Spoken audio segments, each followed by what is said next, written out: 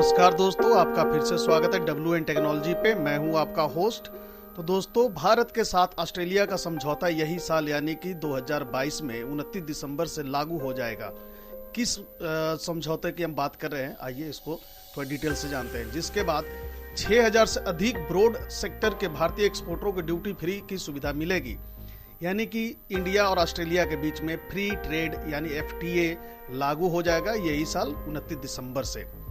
भारत और ऑस्ट्रेलिया के बीच होने वाले मुक्त व्यापार समझौता यानी FTA से दोनों देशों की सरकार और जनता को फायदा होगा। भारत और ऑस्ट्रेलिया के बीच हुए मुक्त व्यापार समझौता 29 दिसंबर से लागू किया जाएगा। ऑस्ट्रेलिया के व्यापार और पर्यटन मंत्री डॉन फैरेल ने एक बयान में इस बारे में जानकारी दी। फ्री ट्रेड डील इंडिया और ऑस्ट्रेलिया के बीच में लगभग कंप्लीट हो गया, क्योंकि अभी हाल ही में ऑस्ट्रेलिया के संसद में जैसे हमारे यहाँ लोकसभा और राज्यसभा है उसी तरह से उनके यहाँ भी होता है। अब आपको पता है कि जैसे हमारे यहाँ किसी बिल को अगर पार्लियामेंट में पास करवा लिया जाता है तो वह कानून का रूप ले लेता है राष्ट्रपति के दस्तखत करने के बाद। ठीक उसी तरीके से ऑस्ट्रेलिया में भी उन्होंने FTA यानी कि फ्री ट्रेड डील इंडिया के साथ कर लिया है और वह इसको अपने संसद में पास करवा लिया है। ऑस्ट्रेलिया की यह फ्री ट्रेड डील इंडिया के साथ साथ ब्रिटेन के साथ भी होना था, तो दोनों बिल को संसद में दोनों सदनों में पूर्ण बहुमत से पास कर दिया गया है। तो दोस्तों, आइए समझने की कोशिश करते हैं कि FTA यानी कि फ्री ट्रेड एग्रीमेंट होता क्या है और इससे किस तरह से दोनों देशों के बीच फायदा होता है। मुक्त व्यापार संधियां यानी सिद्धांत और वास्तविकता। मुक्त व्यापार संधि के संबंध में प्रायः कहा जाता है कि यह सभी के लिए लाभदायक है, लेकिन यदि इसके इतिहास से कुछ सबक ले तो हम पाते हैं कि मुक्त व्यापार संधियां भी हाथी के दांत की तरह दिखाने के और खाने के कुछ और होते हैं। आज अमेरिका मुक्त व्यापार संधियों से स्वयं को मुक्त कर रहा है, जो कभी मुक्त बाजारों का झंडा बरदार माना जाता था। हाल के घटनाक्रमों से यह जाहिर है कि भारत RCEP पर the regional comprehensive economic partnership को आगे बढ़ाने के लिए प्रतिबद्ध नजर आ रहा है। ऐसे में यह उपयुक्त समय है कि मुक्त व्यापार संधि के सिद्धांतों और उनके वास्तविकता में अंतर करने का। तो दोस्तों, अब जाइए जानते हैं क्या है मुक्त व्यापार संधि यानी कि फ्री ट्रेड एग्रीमेंट FTA। मुक्त व्यापार संधि का प्रयोग व्यापार को सरल बनाने के लिए किया जाता है। FTA के तहत दो देशों के बीच आयात निर्यात यानी एक्सपोर्ट इंपोर्ट के तहत उत्पादों पर सीमा शुल्क, नियामक कानून, सब्सिडी और कोटा आदि को सरल बनाया जाता है। इसका एक बड़ा लाभ यह होता है कि जिन दो देशों के बीच में यह संधि की जाती है उनकी उत्पादन लागत बाकी देशों के मुकाबले सस्ती हो जाती है। इसके लाभ को देखते हुए दुनिया भर के बहुत से देश आपस में मुक्त व्यापार संधि कर रहे हैं। इससे व्यापार को बढ़ाने में मदद मिलती है और अर्थव्यवस्था को गति मिलती है। इससे वैश्विक व्यापार को बढ़ाने में भी मदद मिलती है। हालांकि कुछ कारणों के चलते इस मुक्त व्यापार का विरोध भी किया जाता रहा है। FTA से संबंधित वैश्विक अनुभव क्या कहते हैं उसके बारे में थोड़ा जानते हैं। ऐसे देश जो वस्तु एवं सेवाओं के क्षेत्र में विशेषज्ञ हैं वे FTA के जरिए तुलनात्मक रूप से अधिक लाभ कमा सकते हैं। फिर भी FTA के माध्यम से हर कोई लाभ कमाता है, लेकिन आज FTA के प्रचलित अवधारणा और वास्तविकता के बीच टकराव देखने को मिल रहा है। विदित हो कि उत्तर अमेरिकी मुक्त व्यापार समझौता जिसे 1994 में लागू किया गया था, मैक्सिको को निर्यात के कारण 2 लाख नई नौकरियां पैदा करने वाला था, लेकिन 2010 तक अमेरिका के मैक्सिको के साथ व्यापार घाटे में बढ़ोतरी हुई और लगभग 7 लाख लोगों का रोजगार जो है समाप्त हो गया। 2010 में अमल में लाए गए US कोरिया मुक्त व्यापार समझौते का उद्देश्य अमेरिकी निर्यात और नौकरियों में वृद्धि करना था, लेकिन 3 साल बाद व्यापार घाटा और बढ़ गया। उल्लेखनीय है कि वैश्वीकरण, आउटसोर्सिंग, भारत एवं चीन के उदय और कम लागत वाले श्रम बाजारों को इन परिस्थितियों का जिम्मेदार ठहराया गया है। अब भारत में अब भारत और FTA इसके बारे में देखते हैं। यद्यपि भारत 1947 से ही गेट यानी कि टैरिफ और व्यापार सामान्य समझौता का एक संस्थापक सदस्य था, जो अंततः 1995 में विश्व व्यापार संगठन में बदल गया, जिसे WTO के नाम से जानते हैं। लेकिन भारत 1991 के आर्थिक उदारीकरण के बाद FTA को लेकर गंभीर नजर आया। इसका प्रभाव यह हुआ कि भारत का trade GDP ratio markable level पर जा पहुंचा। दरअसल दोहा दौर की वार्ताओं में इंडलेस डिले के कारण ऐसी परिस्थितियां बनी कि Bharat bilateral and regional free trade agreement के संबंध में स्वयं के स्तर से आगे बढ़ने की कोशिश करने लगा। इसी क्रम में यह एक मेगा मुक्त व्यापार समझौता क्षेत्रीय व्यापक आर्थिक साझेदारी यानी कि regional comprehensive economic partnership RCEP को लेकर गंभीर नजर आ रहा है। विदित हो कि RCEP में एशिया प्रशांत क्षेत्र के 16 देश शामिल है। इसका उद्देश्य व्यापार और निवेश को बढ़ावा देने के लिए इसके सदस्य देशों के बीच व्यापार नियमों को जनरस एंड सिंपल बनाना है। आइए अब जानने का प्रयास करते हैं कि किन बातों का रखना होगा ध्यान। भारत ने हमेशा व्यापार को उदार बनाने के लिए बहुपक्षीय दृष्टिकोण का समर्थन किया है, लेकिन यहाँ कुछ बातें ध्यान देने योग्य है।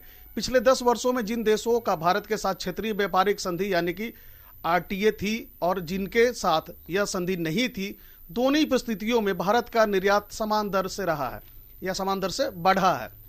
दरअसल यह तथ्य सामने आया कि आरटीए के अंतर्गत टैरिफ में कमी लाने से निर्यात में उतनी वृद्धि नहीं होती है जितनी कि डेस्टिनेशन कंट्री की आय में वृद्धि से होती है।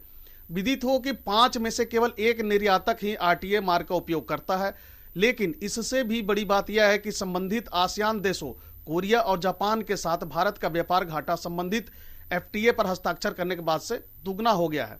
दोस्तों, यह जानना भी जरूरी है कि क्या हो आगे का रास्ता। दरअसल इसमें कोई शक नहीं कि एफटीए सिद्धांत की दृष्टि से एक उद्देश्यपूर्ण आर्थिक नीति है, लेकिन क्या यह व्यापार में भी उतना ही लाभदायक है, इस पर बहस की जा सकती है। इसलिए भारत को सोच समझकर आगे कदम बढ़ाना चाहिए। बी टेंशन की आरसीईपी को लेकर हैदराबाद में जारी वार्ता का देश भर के कई समूहों द्वारा विरोध किया जा रहा है। हालांकि वार्ता में शामिल भारतीय टीम भारत के हितों की रक्षा कर सकती है और यह सुनिश्चित कर सकती है कि यह एफटीए भारत के लिए अनुचित हो। दोस्तों, अब यह समझने की कोशिश करते हैं कि आखिर इसका निष्कर्ष क्या है। यह दिलचस्प है कि वर्ष 2004 में प्रमुख अर्थशास्त्री पॉल सैमुअल ने कहा था कि मुक्त व्यापार वास्तव में श्रमिकों के लिए बदतर हालात पैदा कर सकता है, लेकिन मुक्त व्यापार के आक्रामक तरफदारों ने इस पर ठंडी प्रतिक्रिया देते हुए कहा कि बुढ़े आदमी ने अपना विवेक खो दिया। लेकिन आज उस बुढ़े व्यक्ति की चेतावनी के प्रति दुनिया सचेत नजर आ रही है। मुक्त व्यापार को बढ़ावा देते समय हमें रोजगार सृजन की चिंताओं को भी ध्यान में रखना होगा। अतः सरकार को गैर टैरिफ बाधाएं, सार्वजनिक खरीद में स्थानीय वरीयता पर भी ध्यान देना चाहिए।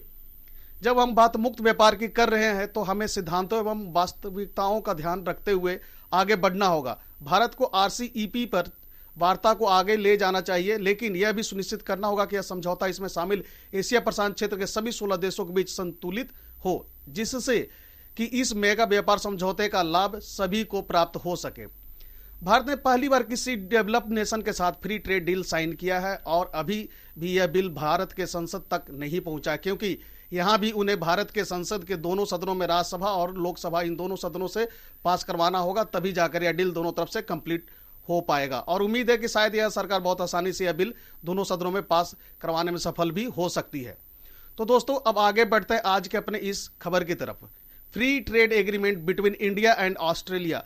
भारत और ऑस्ट्रेलिया के बीच व्यापार को लेकर बड़ी खबर सामने आ रही है। दोनों देशों के बीच मुक्त व्यापार समझौता यानी फ्री ट्रेड एग्रीमेंट 29 दिसंबर 2022 से लागू होने जा रहा है। पिछले हफ्ते ऑस्ट्रेलियाई संसद ने भारत के साथ मुक्त व्यापार समझौते को मंजूरी दी थी।